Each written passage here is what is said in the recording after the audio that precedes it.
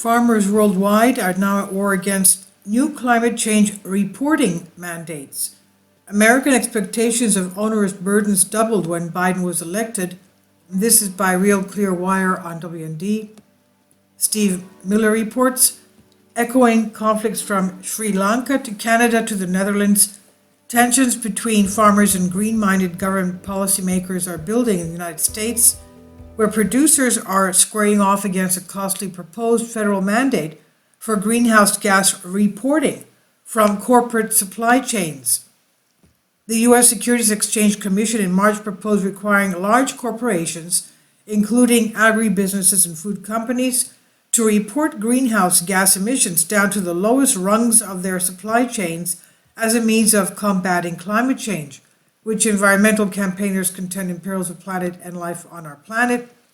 According to such indirect Scope 3 emissions, reporting would require corporations to demand data on the use of fuel, fertilizers, pesticides, and other chemicals from small-scale farmers who say they lack the personnel and resources to comply with this mandate.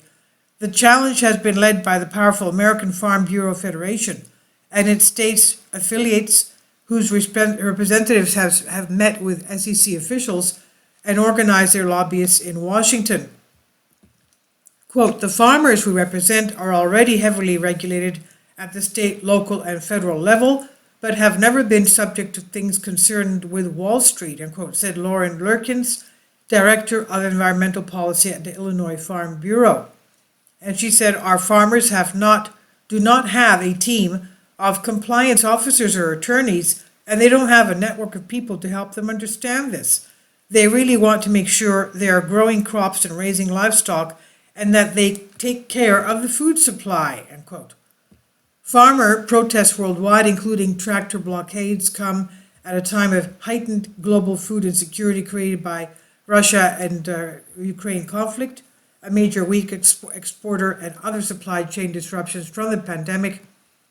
The restiveness darkens global economic prospects, with recession of foregone conclusions to many as the Federal Reserve and other central banks tighten credit to tame high inflation.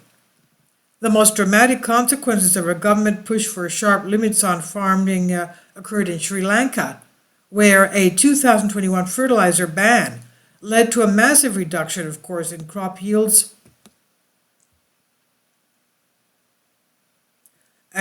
sparking starvation and helping bring down the government in July. In the United States, the last major farmer protest was in 1979, when thousands of farmers, some on tractors, came to the Capitol in Washington to pressure the Carter administration to prioritize the lagging agricultural sector. If we start going down this path where regulators literally put farmers out of business, as in Sri Lanka and the European Union, with these climate decisions, you can see something like that, said Jordan Du, a lobbyist for the Nebraska Farm Bureau. The downstream data reporting is required, the SEC claims, to determine larger publicly traded companies' green score, called an ESG, or Environmental Social Governance Rating. The greenhouse gas measurements would be made at least partly in accordance with a set of standards developed in 2011 by an international consortium of environmental groups and corporations. While the SEC released its first climate-related disclosure guidance in 2010, the new requirements are driven by the election of climate issues, elevation of climate issues. Eric Gehring, SEC's Deputy Director of Legal Regulatory Policy in its Division of Corporate Finance, said, disclosures, an international group formed to increase reporting by companies of climate-related information. The proposed rule is not driven by the average individual investor, but rather investment giants managing large portfolios.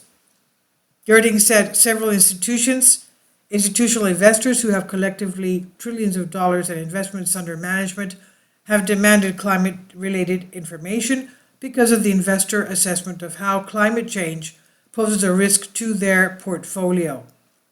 Most shareholders in the U.S. prioritize traditional corporate performance over environmental and other social welfare concerns, according to the Gallup study released in February.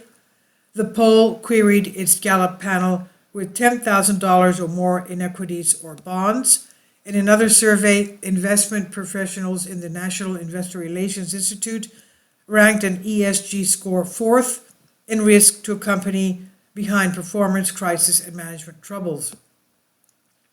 Agricultural industry supporters contend the pending SEC rule will hinder an already struggling food supply chain, driving up prices while harming small communities reliant on agriculture and forcing many small and middle-sized operations across the U.S. to close. So you know what this means. It means that the big conglomerates are going to take up these small and middle-sized operations who won't be able to fill out their SEC reports properly. Now, because they don't have the knowledge or the personnel to keep doing this. Gary Gensler, Biden-nominated chairman of the SEC, a longtime progressive, said in announcing the plan that it would provide investors with consistent, comparable, and decision-useful information for making their investment decisions.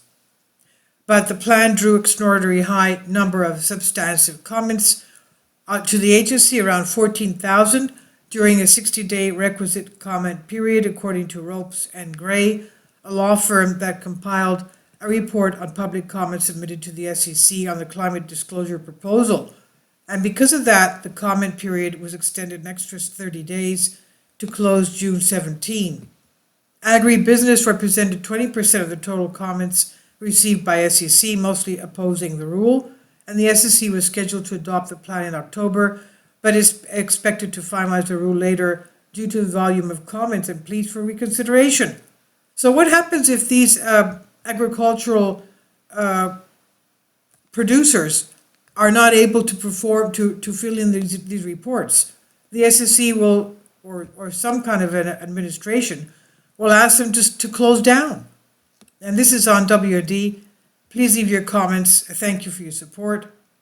In a Senate hearing early this month, Gensler sought to assuage concern over the proposed rule voiced by Democrat John Tester, Montana's senior senator and a lifelong rancher. He said, if a public company says, hey, we need you to tell us how much fuel you used, how much fertilizer you used, what your inputs were, and all that, it becomes an issue, especially for the little guy. And of course, he's right. Please leave your comments and thank you for your support. Kindly support my Patreon account. The daily posts are 5 videos daily, and they are totally different from what I have on my YouTube channel. Thank you so much for your support and that you find all my content so interesting. You'll find the Patreon account details in the description box below.